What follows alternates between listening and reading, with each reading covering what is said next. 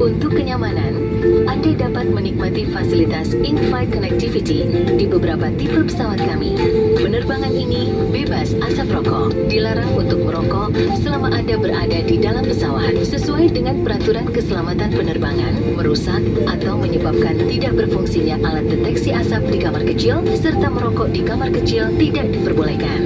Perhatikan pintu darurat terdekat dengan Anda, dan ingatlah bahwa pintu darurat mungkin berada di belakang Anda. Terdapat lampu di lantai yang akan mengarahkan Anda ke pintu darurat. Semua pintu darurat dilengkapi dengan alat peluncur yang akan mengembung untuk evakuasi di darat. Jika diperlukan evakuasi, segera menuju ke pintu darurat dan tinggalkan barang-barang Anda.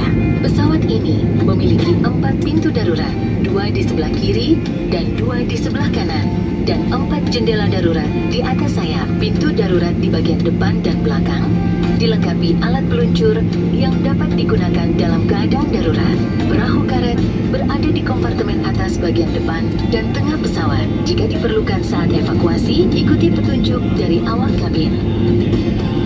Saat pendaratan darurat, jangan panik. Kenakan sabuk pengaman